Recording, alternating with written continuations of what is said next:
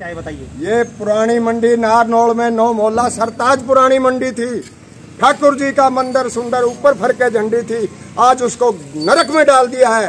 इन प्रशासन ने अपनी लड़ाई के अंदर, राजनीतिकों ने अपनी राजनीतिक लड़ाई के लिए पुरानी मंडी का सत्यानाश कर दिया। ये कितने दिनों से पानी खड़ा हुआ है? मुगल काल से ये जो मोहल्ला है, मुगल काल में तो मुगल काल से क्यों, उससे भी पहले जो है राजा नूनगढ़ के टाइम से ये सराय है इस साइड में, जहाँ घोड़े बनते थे, व्यापार होते थे।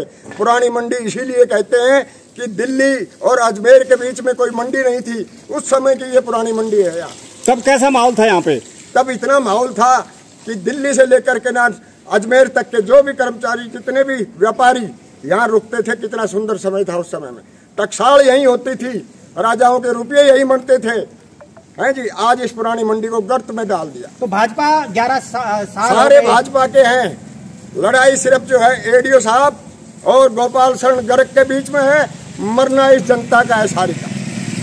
दशहरे का मेला एडीओ साहब मनाते हैं शोभा सागर पर, गोपाल शरण मनाते हैं नई अनाज मंडी में। इसलिए उनकी लड़ाई के बीच में देखो, अब 4 दिन दशहरे के रह गए, लोग बाग कैसे आएंगे और कैसे रावण का दहन करेंगे।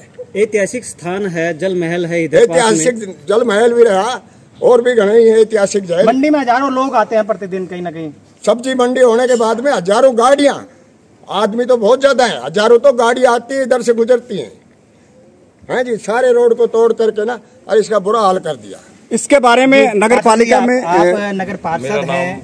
पार्षद विशाल सैनी, वार्ड नंबर 16, ये मेरा क्षेत्र आता है जी।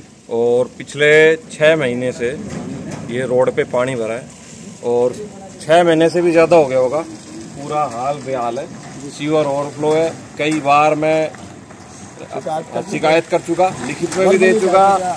जेई साहब को डेली फोन करता हूँ, फोन उठाना मेरा जरूरी नहीं समझते हो, शायद उनको ये समस्या लगती ही नहीं, उनकी नजर में कोई समस्या नहीं है। इलाके के जेई जो है वो आपका फोन ही नहीं उठाते। वो 10 बार फोन करोगे, 1 बार रिप्लाई करते हैं। वो शायद उनको ये समस्या दिख ही नहीं रही, अभी तक उनकी नॉलेज में है ही नहीं। भाजपा की सरकार है, कहीं ना कहीं जैसा कि सुना जाता है कि अधिकारियों की कहीं ना कहीं चल रही है और आम जनता त्रस्त है, तो ये कहीं ना कहीं कारगर हो रहा है। शायद सरकार की छवि खराब करना चाहते हो अधिकारी, शायद उन काम करके खुश नहीं। ऐसे अधिकारियों के साथ 100 मीटर दूर भी जल महल नहीं है। एक तरफ सरकार कह रही है कि हम मतलब स्वच्छीकरण कर रहे हैं, साफ सफाई का काम करवा रहे हैं, और दूसरी तरफ 100 मीटर दूर ये जल महल का मेन रास्ता है, मेन गेट है। हजारों लोग, छोटे बच्चे स्कूल पैदल जाते हैं यहाँ पे, और हालत आप देख ही पा रहे हो।